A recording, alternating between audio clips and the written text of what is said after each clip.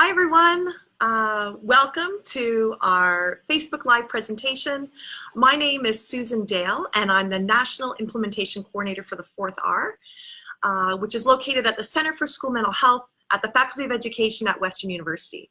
And I'm really excited to be with you here today to share some information about the 4th R. And some of you may have heard of it before and some of you have not. So hopefully over the next few minutes that you're here with us that I can share a little bit further information with you. Just a little bit of background about myself. I am actually a high school teacher with the Thames Valley District School Board. And I'm currently on what's called a secondment at Western University, where I've had this great opportunity to be the coordinator for the 4th R program. And I get to train teachers right across Canada from coast to coast to coast. So I'll be talking a little bit more about my adventures and what I've been able to do through this position. Prior to being here at the 4th R, I was actually a Safe Schools Learning Coordinator for the Thames Valley District School Board. So for 11 years in that role, I helped to coordinate programming for youth and adolescents right from junior kindergarten all the way to grade 12. I also provided professional development for teachers, administrators, superintendents, parents, people in the community on lots of different issues related to safe schools.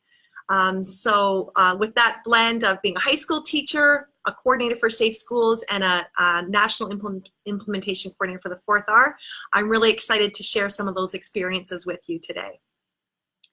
So what is the 4th R?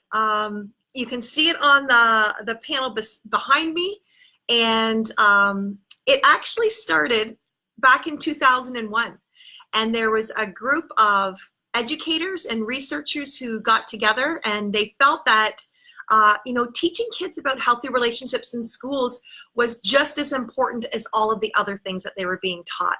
So when we talk about the 4th R, for those of you that might be a little bit older, you may remember that the 3 R's of education used to refer to reading, writing, and arithmetic.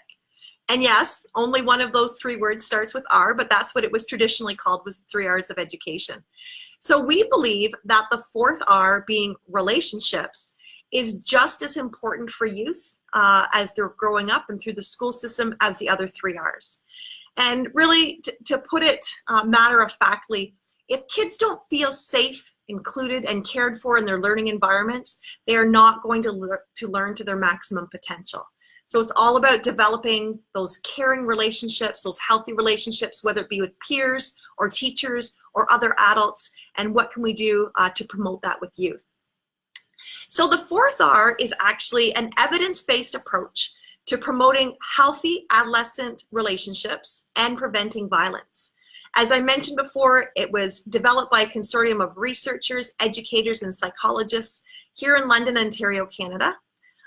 It includes a range of healthy relationship programs developed for both school and community settings.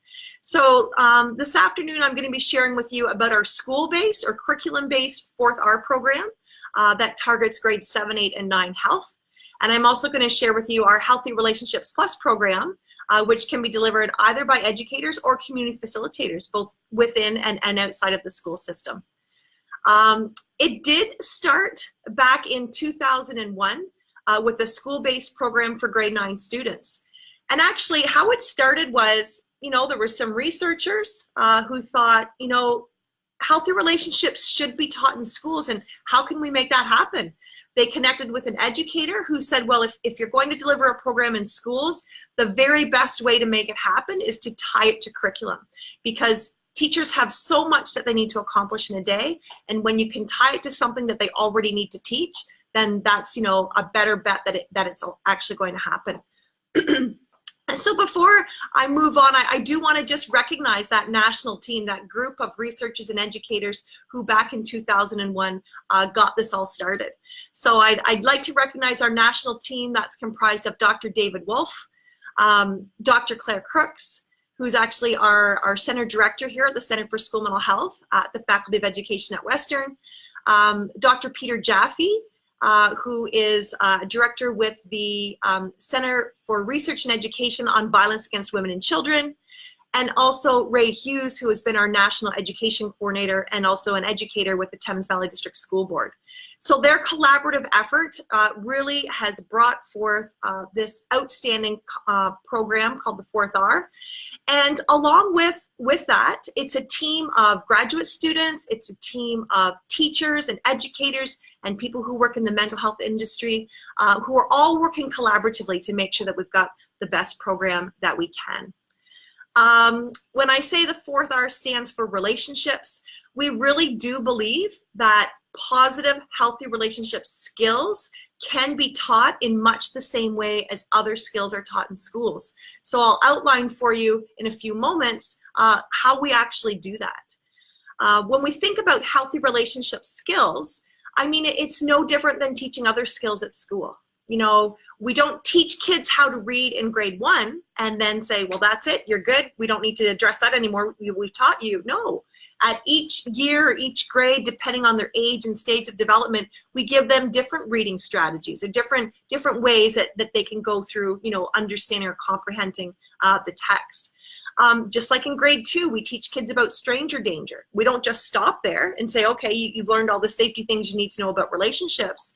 Again, depending on their age and stage of development, we want to give them different safety messages related to their relationships. So the Fourth R program is actually looking at the adolescent risk triad. I mean, we know that kids are going to be experimenting. They're growing up. There's different behaviors that they might become connected with or involved with. So we want to recognize that and give them the skills to be confident, to give them the knowledge to think about their boundaries ahead of time before they get involved in risky behaviors or risky relationships. And we want to give them the skills of how they can deal with those effectively. So when I speak about the adolescent risk triad, I mean, we're looking at peer and dating violence. We're looking at problematic substance use, and we're looking at unhealthy sexual behavior. And what's great about the Fourth R is instead of looking at these issues in silos, I mean, we're really looking at them in the context of relationships. Because most often when adolescents are being involved in one of these behaviors, they're not doing it on their own, they're doing it in the context of relationships. One example I've given before that always resonates with me, I think about a number of years ago, and there was this hush-hush meeting at our local school board, and what it was actually a number of vice principals from all of our secondary schools got together for a meeting, and they were discussing whether or not high school dances should continue. And you can probably think about it right now. If you're a high school principal, what would be some of your concerns about a high school dance? Because I'm not really sure the issues have changed that much from the past to the present. So they're dealing with, you know what, Friday night's a high school dance, everyone goes home after school, they meet up at somebody's house, there's a lot of binge drinking that's going on, they arrive at the dance, they're confrontational with the student council members who are at the door who are taking the tickets, they go out on the dance floor and there's some highly inappropriate sexual behavior going on to the point that staff don't want to volunteer for dances anymore because it's very awkward and they feel, you know, inappropriate stepping in, but they need to. The dance ends, there's fights in the parking lot, there's suspensions being handed out right and left. And so the vice principals are saying, why do we continue to let this happen? I mean, we need to address these behaviors. But fortunately for kids, they didn't cancel the high school dances. What they realized though is we need to have, you know, conversations and discussions with youth about these situations and about these behaviors and getting kids to think about, you know, what am I okay with? Have I thought about the consequences? If I'm being pressured to do something, do I have the skills to try and get out of that situation? Do I have those delay techniques or negotiation? So those are the kind of relationship skills that we really want to give to our kids. And that's really what the Fourth R, our programming is all about. When the Fourth R started back in 2001, it actually started in grade 9. And when we realized that it would be a great opportunity to connect with educators and what's the curriculum that they already need to address, we looked at the grade 9 health program. Because at that time in Ontario, All students needed at least one health and physical education credit, and most often students took that in grade 9. So we thought that was a perfect opportunity to try and connect with all kids, or the majority of kids who are taking that actual curriculum. The fourth R does have 4 guiding principles. One is a universal focus. So that was one of the reasons why we wanted to choose grade 9, is to reach as many students as possible. When I've talked about the adolescent risk triad, I mean, these are situations that all adolescents are going to face at one time or another. Some may be involved at this point, some may not, but we're still giving them the skills, the strategies, and the confidence to be able to deal with that situation. You know, using this approach, we're really trying to build up the resilience for future difficulties. Another guiding principle of the fourth R is that we look at positive youth development. So when we think about positive youth development, it's really going beyond just telling kids, well, don't drink, don't do drugs, don't do this, don't do that. But we really want them to think about what matters to them. What do they want their relationships to look like? Do they understand what a healthy relationship is? Because unfortunately for some of our youth, you know, what's been modeled for them in their lives or their relationships has been unhealthy. So we really want to help them understand what is the difference between a healthy and an unhealthy relationship, and really, you know, help them move towards that, something that they want in their lives. The fourth R, another guiding principle, is that it's a skills-based approach. So this is, you know, this is a component of effective programming in general, but our programs often use role plays, or what we term skills practice, in order to give them those opportunities to practice skills. And I'll talk about that in a few minutes, but it really is giving them safe, realistic situations where they can practice both writing and verbalizing how would they respond to a peer or a sibling or somebody else who's pressuring them to do something that they don't want to do. It's really no different than when we teach kids on the basketball court and we want to teach them a new skill. We take them through guided practice and allow them to practice so that they feel competent in delivering those different skills. And then finally, relationships definitely is the core foundation to the fourth R program. I mean, healthy relationships are the key setting for understanding those adolescent risk behaviors. Focusing on relationships also has the added benefit of being highly engaging for youth, because it really does mirror the context of what matters to adolescents. Oftentimes when we have people who are delivering the fourth R program, the one thing they say is, I don't have enough time to deliver all these different activities, because kids, they want to talk about these issues. And I'm really surprised, but you know, when you talk about relationships and talk about these types of experiences that they're being exposed to, absolutely they want to talk about it. So we're just opening up that safe space where these different things can happen. So getting back to what exactly is the fourth R. So the fourth R, curriculum-based, when I say that it started with our grade 9 program, basically what it is a collection of lesson plans with assessment and evaluation, and it certainly meets all of the learning outcomes or expectations for our curriculum. It was developed here in London, Ontario, but we do have curriculum that matches expectations right across the country.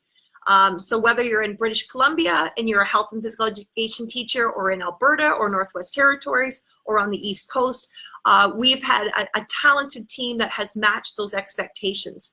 I do want to note one key educator in this process, and her name is Debbie Townsley. She is the lead author of all of our fourth R programs, and through her experience as a secondary phys ed and health teacher, as a guidance counselor, as a learning coordinator for Safe Schools, she brings a wealth of information to make sure that the lessons and sessions that have been developed are applicable. She uses lots of differentiated instruction. She uses tribe strategies for building community within those different lessons. And she's really connecting with all different learning styles. So the lessons that have been created are very much interactive, and they've been designed in a way for youth to be accountable for their own learning. So the fourth R program is certainly not a teacher lecture type of program. It's really the teacher as facilitator, where they're setting up different activities where students can collaboratively work with a partner, work with a small group, share as a larger class, to really discuss some of these issues that are important to them. when we say youth are accountable for their learning, you know, they're participants in these discussions with one another to talk about what's really important to them. So it did start as a program to meet the health and living skill expectations in the grade 9 health program. Other teachers in other grades heard about it and they say, you know, we think it should start sooner or earlier. Kids are becoming involved in riskier behaviors earlier and earlier in life. So it has expanded now to our grade 8 4th hour health program, and then to our grade 7 4th hour health program. And as well in high school, we actually have an English program that targets grades 9 to 12 English. So English teachers can connect with the 4th hour lessons if they're doing, you know, a book club or a novel study or looking at short stories. And again, it's still looking at that triad of risk behaviors where we're looking at peer and dating violence, problematic substance use, and unhealthy sexual behavior. And now we're using, you know, literary devices to talk about characters and how would that person deal with it, and you know, really looking at those skills and strategies of how they can deal with those different types of conflict situations. So that's a little bit about the 4th hour and how it started in high school with grade 9 and expanded to grade 8 and 7. I'm also going to share with you a little bit about something called our Healthy Relationships Plus program. And it's interesting because we now have the 4th hour is now in over 5,000 schools right across Canada and the US and beyond. And when we meet with different community partners or different school districts or school boards, we often have other people who are interested in. And what actually happened was there was a group in Seattle, Washington, and they were running an after-school program, a community group, and they said, you know, on Wednesdays, we have this group of youth that come and play basketball every week, and they just kind of hang around for a couple of hours, and we have a captive audience. We've heard about this 4th hour that's being delivered by teachers in the school system. You know, do you have anything similar where we could reinforce those same healthy relationship skills, but in a community setting? So this was called our 4th hour plus, or our Healthy Relationships Plus program, where it is a program that's not matched to curriculum expectations, so it doesn't have to be delivered by teachers, but it can be delivered by community facilitators. It can be an after-school program.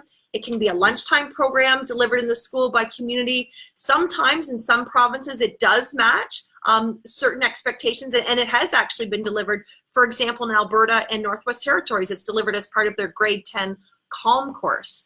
So it is, the Healthy Relationships Plus is based on those same core principles of the 4th hour. But what it actually is 14 sessions. They're 1-hour sessions that are delivered, and they talk about, you know, assertive communication, or they talk about, you know, healthy and unhealthy relationships. You know, what are your rights and responsibilities if you're going to end a relationship? We give them skills about how to make a proper apology. So lots of the same different skills are taught in the small group program. So a small group Healthy Relationships Plus could be a group of youth between ages of grade 7 and grade 12. It's a wider range. It can be in a group as small as 6. I mean, we say 6 just because you know, we want a lot of interaction going on with our discussion. It could be as large as a classroom of 25 or 30 students, but ideally the Healthy Relationships Plus program generally is between, you know, 8, 10, and 12 people in that group. And it really, again, is about creating that safe space where kids can feel comfortable, you know, sharing things that they're concerned about and learning those skills and strategies to feel confident in addressing these things when they come up in their life. So I do apologize. I know I'm kind of going back and forth between the 4th hour and HRPP, and I will do that interchangeably. I just wanted to kind of give you the big picture to start off with about how these programs started. For school districts or teachers who have heard about the 4th hour, basically what happens is the 4th hour program does have 4 different units. So it's a school-based comprehensive prevention approach. It has 4 units looking at 1, personal safety and injury prevention. Secondly, substance use, addictions, and related behaviors. 3rd, human development and sexual health. And 4th, healthy eating. And again, it's really looking at you know, how these topics are interchanged with those risky behaviors, and what can we do to provide them with those positive skills. Teachers who attend a teacher training, they get some background information about the fourth R and about, why do we talk about healthy relationships? Why do we also talk about mental health at the same time? And then they're taken through some practice where they actually get to experience some of these teaching strategies, because I mentioned that they're very interactive, and for some teachers it might be a little bit outside of what they're used to teaching, and they've never really thought about health classes being interactive, and they thought it was more a sit and get kind of experience. So it's really taking them through, how do we engage these kids in these topics. The lesson plans are fantastic as a teacher because it gives them everything that they need. It gives them potential questions to ask students. It gives sample responses if you need to kind of guide the students if they're a little bit shy in sharing some of their information. It gets updated on a regular basis to when changes are made. For example, this summer we're looking to update the Canada's Food Guide, which has recently been revised. Now that we have new cannabis laws in Canada, we want to update our information to be reflective of that as well. So we are constantly trying to make sure that it's relevant and up-to-date resource that teachers can share with their students. They're given the lesson plans, all of the handouts that they need, all of the resources, information. It gives them additional websites. So as a teacher, it's a welcome resource when you've got everything that you need in order to deliver your curriculum. We were really fortunate over the past few years to have lots of different funding that we've received, both from the Public Health Agency of Canada and through Health Canada. Our fourth R now has been translated. It's available in English, in French, and in Spanish. And also we have a public version and a Catholic version available, as well as French Catholic. So it's great that we're trying to make sure that all teachers, no matter what school they're teaching at or in what language, that they're able to access our resources. We were very fortunate in Alberta that we had a team, a religious education network team, that saw the value in the fourth R resource, and they actually connected with their bishops, and their bishops have approved it and given it bishop approval that this is a resource that can be used by health and religious education teachers in Alberta. So that's fantastic that we're getting approval from different organizations. One thing that is really important is whenever you're choosing to use a program, you do want to make sure that it's either evidence-informed or evidence-based. And fortunately, the fourth R has published numerous studies based on evaluating the fourth R program and its implementation. We have been listed on a number of different program registries, both here in Canada and in the US, as either a best or promising practice. So I would like to share some of that research with you, because it is really important as an educator, as a parent or community facilitator, whenever you're choosing programs, you do want to make sure that that evidence is behind it. And that's why having this team at the fourth R, that's not only educators, but researchers, educators, students, we're making sure that the program is meeting the outcomes that we want it to meet.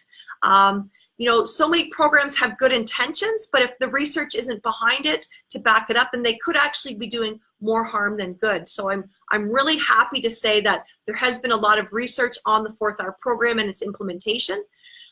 Some of the research was done in the context of 2 different randomized controlled trials, and others have gone through different methodologies. So just a very quick overview about some of the published research. Youth participating in the fourth R program demonstrate better peer resistance and communication skills compared to control school youth. Students involved in fourth R have shown improved knowledge about violence and the awareness of the impacts of violence, and an increased ability to identify healthy coping strategies. Another really important one is that the fourth R has decreased violence delinquency among maltreated youth. So that's important that we're trying to bring that down. Teachers and administrators find that the fourth R is easy to implement, and they identify significant benefits for all stakeholders. Certainly for the youth, because that's our focus and we want everything to be, what's best for our students, but it's also a great tool for teachers, as well as sharing with parents about how we can have these important conversations about healthy relationships. Now, I would like to share with you in our first randomized controlled trial, one type of research that was actually done to measure the skill development with youth. And it was a really neat technique that was used. Here in Thames Valley, we've often used something called forum theater. And what forum theater does is it presents a dramatic situation to students where it's full of all different conflict or unhealthy situations. And what we want kids to do is identify when something's inappropriate and try and change that situation. So we took what we've learned from our 4th R knowledge and we tried to kind of model that in our research. So what we actually did is when we had our randomized controlled trial, we had 12 schools where all the teachers in those 12 schools were trained to deliver the 4th R program to their grade 9 students in health class. And then we had 12 other schools where phys ed teachers were doing their regular health curriculum as they always had in previous years. So then when we were doing pre and post surveys with students, we also wanted to take them through a role play exercise to see if they could actually demonstrate the skills that they had practiced. So an example would be, we had some very talented high school drama students who had been involved in our forum theater work. And what they did is they created a scenario that they would on the spot deliver to grade 9 students. So the students who are in grade 9, some were taking the 4th R program and some were involved in our control schools. They would bring them in 2 students at a time, so they had a buddy that they could talk to, and then they would take them through, you know, a scenario that they're kind of maybe pushing their boundaries a little bit to see how they respond. So an example of one of the scenarios that was used when we were working with male phys ed classes, we would have 2 males come in, and then our older drama students would set up a scenario and they'd say, okay, so we are on a high school football team. We're on the senior team. You guys, you're in grade 9, you're on the grade 9, you're on the junior football team, and you know what, we're having a party this weekend. It's a senior football party, but you know, we're gonna invite some of the cool junior football players. So we want you to come to our party. The only thing the grade 9 students were told was that they just had to say yes, they were coming to the party. But beyond that, they were, you know, supposed to try and navigate through any pressure situations the best way that they could. So the grade 9 students said they would come to the party.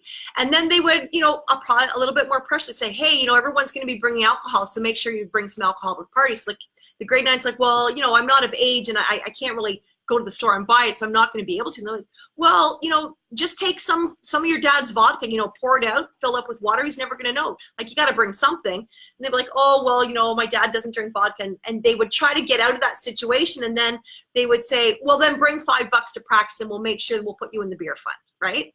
So then it might go a little bit further and like, you know, everyone's going to be smoking up on the weekend. Make sure you bring some weed with you. And they're like, well, you know, I don't really have access to anything. We'll bring $5 after practice behind the senior lockers. We'll have someone that's selling some there for you. And then they take it another step further and they say, hey, do you guys know that girl, Janelle? She's in grade 9. She's got long blonde hair. Yeah, we know her. Well, make sure you bring her too. So, I mean, there should be some red flags going up. This is a senior football team. Why are they asking grade 9 girls to bring another grade 9 girl? So it was really looking at how do kids navigate these tricky situations? You know, how do they try to, you know, speak assertively and communicate, you know, what they're comfortable with or not comfortable with? Or if they don't want to do something, how can they try to use either delay, negotiation, or refusal skills to try and get out of those uncomfortable situations? So what happened is all of these role plays were videotaped, and we had educators and graduate students who would review the videotapes, and they weren't told which students were part of 4th R and which students were just in control programs. And they would go through and they would code them, and they would see which students actually learned those skills the best. And what they found was that compared to students getting their regular health program, students in the 4th R actually learned more about violence, substance use, and mental health. They had healthier attitudes about violence, knowing that it was wrong. They enjoyed the class more. They found it more useful. But when we look at those role plays, they found that 4th R students were actually twice as likely than control students to show at least one negotiation skill during that role play interaction. They found that female students were actually almost 5 times, 4.8 times more likely to show at least one delay skill. And the control students were actually twice as likely to yield to pressure. So it was a great real life example where they could actually see kids demonstrate these skills. It was non-threatening. It was a pretend scenario, but how did they use those situations in that position to try and demonstrate those skills that they were learning about?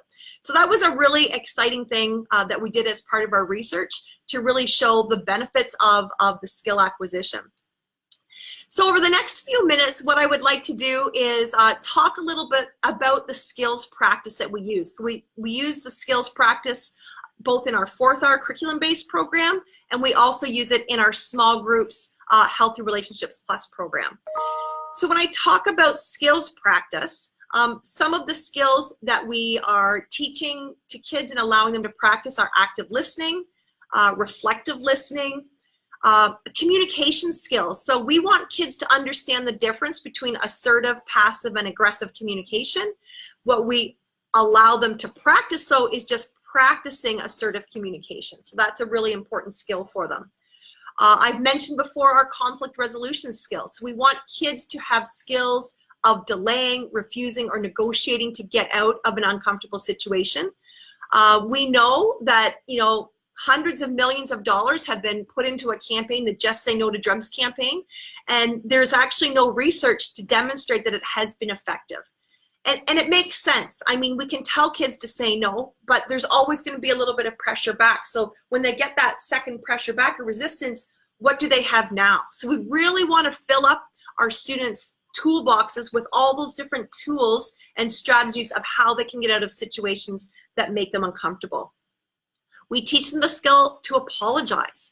And if you think about it, a lot of conflict situations can be de-escalated if the person who makes a mistake actually owns up to it and gives an apology.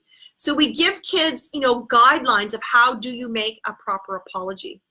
We also talk about ending a friendship or relationship, and we really discuss a lot about how healthy or unhealthy relationships do have an important connection to mental health. And if you're in an unhealthy relationship, it can often, have a detrimental effect to your mental health. And sometimes people are isolated or they don't feel like they have a good support system. So it's really about recognizing that there are times when you need to end a friendship. And not just that you send a text to somebody, but you also have rights and responsibilities if you're choosing to end a friendship or relationship. So we want to make sure that that's shared with students. So talking just a little bit about the actual skills practice. In our training, we used to call it role play, and a lot of people are like, whoa, I'm a phys ed teacher, or I'm a health teacher, I'm not a drama teacher, I'm not really comfortable with this role play that you're talking about. So we've changed the term and we call it skills practice, but it is still the same thing. And when we talk to teachers, we often say to them, if you're a basketball coach and you've got the big game the next day with the big rival team, and you want to have a new offense that you're going to play, you're going to get the ball down the score, and you're going to score that 3-point shot. You're not just going to draw it on the chalkboard, maybe because there aren't any anymore, but draw it on the chalkboard in the gym and have all your athletes sitting on the floor and taking notes about what the new offense is. I mean, you're not going to say to them, okay, now that you've written that down before the big game tomorrow, I want you to write it out tonight at home and bring it to me tomorrow before the game so I know everybody understands the offense. No, because if you did that and it came to the game, they haven't tried it with moving around. Where do they actually go? Where do they go if somebody puts pressure on them or there's defense? So, a good coach is actually going to, yes, talk about it. Let's try it on the court where we don't have any defense. Let's just try and run through the motions. Where's everybody's role on the floor? Then let's put on some opposition. Let's put some defense out there. How are we going to adapt to that? It's no different when you're teaching relationship skills. We're going to start small, where we're going to give them a situation, and we want them to speak assertively. So we're going to let them practice writing a good assertive response. Once they feel good about writing a good assertive response, then we're going to step it up a little bit, and we'll model for them, what does a good verbal response look like? Whenever we teach healthy relationship skills to students, we always want to make sure that we give them some guidelines. So when we talk about assertive communication, we give them guidelines that talk about, have you remained calm? Is this a win-win situation if that's appropriate given the circumstance? Have you been respectful? Have you said exactly what is wrong in the situation? Have you said what you need to happen? So it's very similar when we're teaching kids who are younger to use I statements. I feel sad when, and this is what I need you to do. We're thinking about those same components, but adolescents say that's not how we talk anymore. Okay, well, we want it to be realistic to your relationships, but make sure you're trying to hit these different guidelines as you go through that situation. So when we train teachers, we actually take them through the training, and it's set out very nicely in both our 4th R and HRPP programs about taking them through the steps. We model a good written response, and then kids have lots of different scenarios to practice writing a good response. We model a verbal response, and then we have really neat interactive strategies set up where kids will hear lots of different scenarios, and they'll have an opportunity to practice that skill with a student in a non-threatening, safe situation, so that if they happen to be exposed to the same thing on the weekend at a party, then they've already had some practice about what they might actually say. Just a couple of things that I want to note. I am going to put some links up on the side in our conversation box that you might want to refer to. You can see the 4th R bit behind me on the poster. So the actual website for the 4th R is youthrelationships.org. So that will be posted on the side there for you. If you're interested in finding out some background information about the 4th R, because listening to somebody talk about all the history is okay, but it's much more engaging if you can watch a whiteboard video. And if you've never seen a whiteboard video, this is pretty exciting. So a whiteboard video has been created by our communications coordinator. So I'm going to do a shout out to Nicole Bullock and thank her. We've created a whiteboard video that talks about what is the 4th R. So it kind of goes through a little bit about the background, what the program is, how it's tied to curriculum, how we have different community programs. So we'll also post our whiteboard video link. There's a short 2-minute version. There's a longer 6-minute version that has a little bit more of the research that's been incorporated within that. It's available in English, French, and Spanish. So you've got lots of options there. If you'd like to share that with any of your peers or different colleagues, that's also there for you. I would also like to mention the Center for School Mental Health, where the 4th R is housed right now at the Faculty of Education at Western University. We do have our own Center for School Mental Health website, so that's going to be posted for you as well. On our Center for School Mental Health website, we actually have a little tab at the top called Projects. So if you would like to learn any more about both our 4th R or our Healthy Relationships Plus, you're welcome to click on Projects. And just very briefly, over the last number of years, we were fortunate with 9 years of funding from the Public Health Agency of Canada. We did a national scale-up study of the 4th R program. So in that national study, we actually looked at scaling up the 4th R in 5 provinces and territories across Canada. So Nova Scotia, Ontario, Saskatchewan, Alberta, and Northwest Territories. So there's lots of different research snapshots, facilitator implementation, feedback that's been given to us. We've done some promising practices based on that. So all of that research can be found if you click on the 4th R under that project link. So we'll also put a link there for our 4th R National Scale-Up Study. In addition, at the same time, we also had some Health Canada funding where we actually piloted the Healthy Relationships Plus program in a number of sites right across Canada. So we were fortunate, we actually did research on over 80 groups across Canada that were trying out this Healthy Relationships. That's the small groups version of the 4th R program. And it was run in a number of different settings. It was ran in both public and Catholic schools. It was delivered by teachers or educators.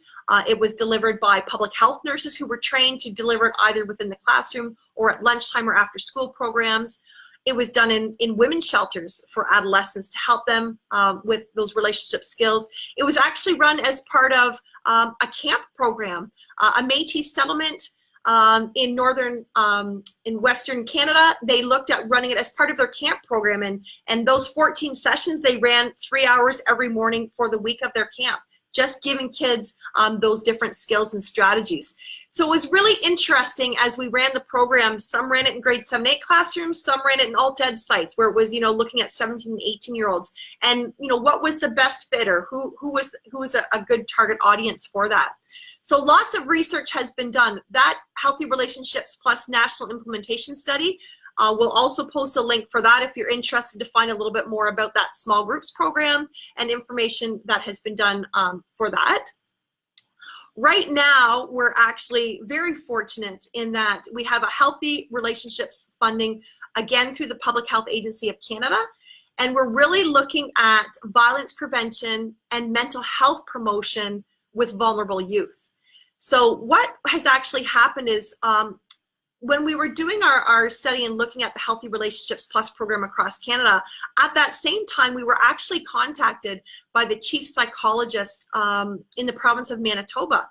And they said, we've heard about the 4th R, we've heard about the Healthy Relationships Plus program, and we believe that for our youth who are in our care, we want to make sure that they are getting these important healthy relationship skills. So they piloted the programs, and they said, these are great programs, but just based on the life experiences of some of our youth, we like the program, but we think it needs to be enhanced a little bit to meet some of their needs.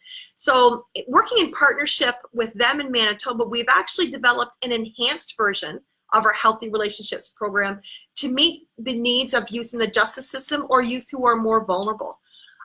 So right now we have some funding through Public Health Agency to try out this enhanced version with groups across Canada. We're currently working in Ontario and Northwest Territories to deliver some of that, as well as some groups in Alberta.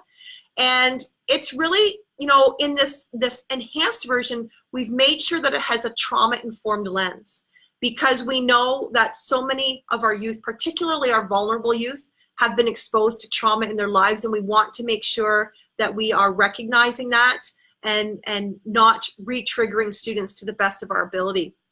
So in that lens, again, it's using that positive youth development, that strengths-based approach, because we know that there's some adolescents who, they've seen and experienced things that no kid should ever experience. But at the same time, those kids are resilient, and they wake up every morning and they do the best that they possibly can. They might not always make the best decisions, but they're doing the best that they can. So we want to give these kids, a program that really helps them with their communication skills. It helps them with those conflict resolution skills and just being involved in more healthy relationships in their lives. So that's our enhanced program. We're also using that program to see if we can potentially develop a version that would be appropriate for Indigenous youth, and recognizing that we want to make sure that we provide scenarios that are relevant to their life experiences, that they see themselves reflected in examples and different things that are presented in the program, and that it's culturally relevant to them. So we're looking to work with different community partners, both here and in Thunder Bay and actually in Northwest Territories, to develop an Indigenous version of our Healthy Relationships Plus program. Another part of our most recent funding is looking at a version for newcomer youth, because we know they also have a lot of different experiences in their lives, and we want to provide something that would be appropriate for them and giving them the skills and strategies. So we're really looking at where are these different vulnerable groups or at-risk groups who maybe haven't had Healthy Relationships Plus programming provided that is a fit for them. So we want to work with groups and community partners who are already working with these youth and see if we can help to support them a little bit further. Another really exciting thing that we've done is we also have a Healthy Relationships program for LGBTQ+ youth. And this is a fantastic program that has been developed, and it's really worked with with youth to hear their voice and what type of program do they need. So the program for LGBTQ plus youth is very affirming. It's identity affirming. It's recognizing all the strengths and resiliency that these youth have and making sure that the scenarios and the discussions are relevant to things that are going on in their lives. So that's another program that we have. My colleague, Dr. Alicia Lapointe, has been phenomenal at working with youth and facilitators of GSA clubs and training people to not only increase their capacity and confidence to deliver these programs, but really working alongside them to try and assist with the implementation. So we're really excited about that program, and this funding through Public Health Agency of Canada is allowing us to expand that across Canada. So we're really excited with that programming right now. Okay, well, I have just done a lot of talking, and I apologize because I know that's not as exciting if you're not watching a video or looking at a PowerPoint or seeing different resources. But hopefully over the last 45 minutes, I've given you a little bit of a snapshot. I'm going to look over at the side right now. If anybody has any comments or questions that they'd like to add there, I'll just see here if there's anything there that I should be addressing. Oh, there's a number of comments that I didn't realize were happening while I was speaking. I'll just take a quick look through this. Again, you can see that there have been some different websites that have been added over there at the side, which is fantastic. Thanks a lot for my friends at the Neighbors, Friends, and Families who've been posting that throughout the presentation. I'm just going to take a quick look here. If you ever have any questions about the 4th R, you can always contact us by email just at the 4th R@uwo.ca. Our contact information is also listed both on our 4th R website and also on the Center for School Mental Health website.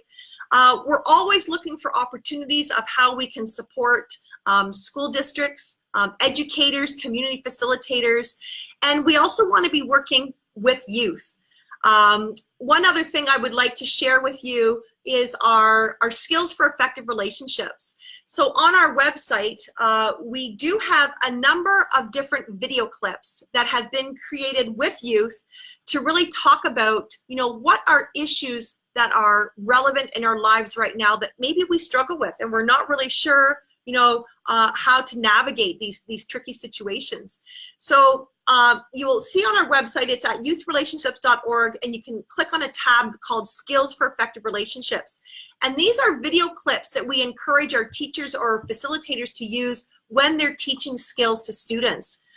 Part 1 is looking at a communication style. So we have a number of different scenarios, and you don't have to look at all of them, but you take a look at different ones, and it will provide a scenario, and it will give them 3 different ways of how you could respond to it. So it could be an assertive response. It could be passive, where they start to say what they want, but then they kind of get walked over. They're afraid of conflict. They don't want to upset anybody. Or you have an aggressive response where the person is, loud and domineering, and they just say what they say, and then they walk out. And we want students to understand the difference between passive, assertive, and aggressive communication. So these video clips will demonstrate that for them. Again, when we practice with youth, we only want them practicing being assertive, because that is the best communication style for healthy relationships. Part 2 of those scenarios, if you have a chance to look at them, is really looking at sharing with students about those different conflict resolution skills. So whether it be, a delay technique, someone wants you to do something after school, and you go, well, I've got basketball practice after school, maybe on the weekend. You kind of delay it till later, hoping that they might forget about it by then.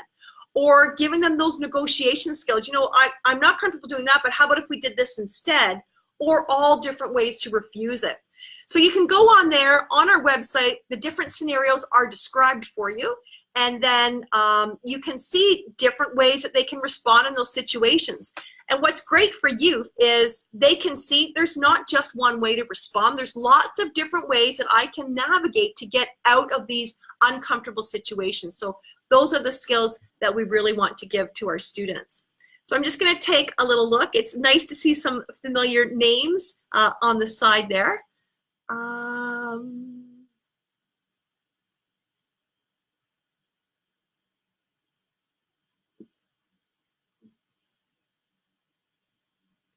All right.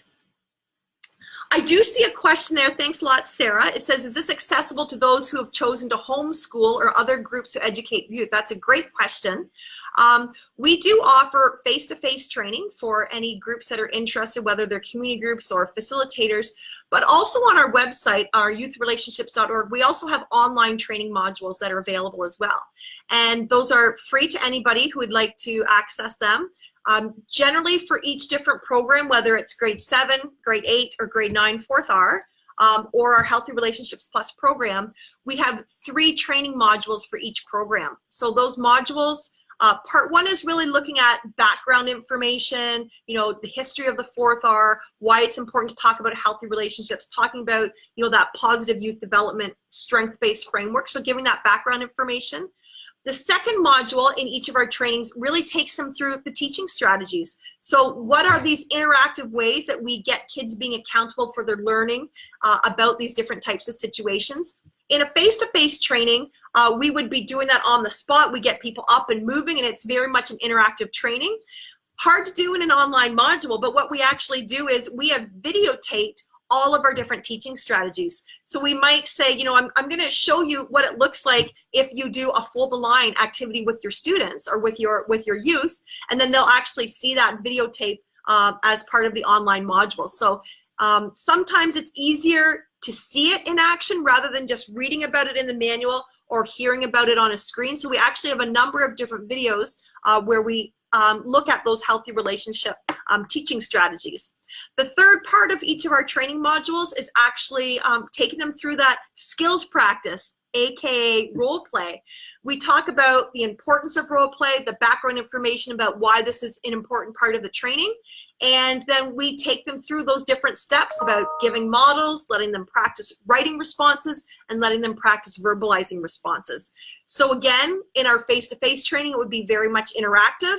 In our online modules, we videotape what that looks like if you're going to be doing that with students. So yeah, it's absolutely accessible to anybody if they're not in a traditional school setting. If they're homeschool parents or teachers, then that's also, those resources are available for them online. So thanks for that question, Sarah. I'm just going to check through to see if there's anything else I should address here. Okay, well, I think that brings me to the end of my presentation. For those of you that were joining me live, thank you very much for being a part of this Facebook Live presentation today. I do understand that neighbors, friends, and families will be archiving this, so if you'd like to share it with any of your colleagues or any of your peers, you're certainly welcome to do that. And again, if you have any questions, feel free to email the 4th R at uwo.ca or contact us through our websites. Thank you very much, everyone, for being here, and I hope to see you again sometime. Bye for now.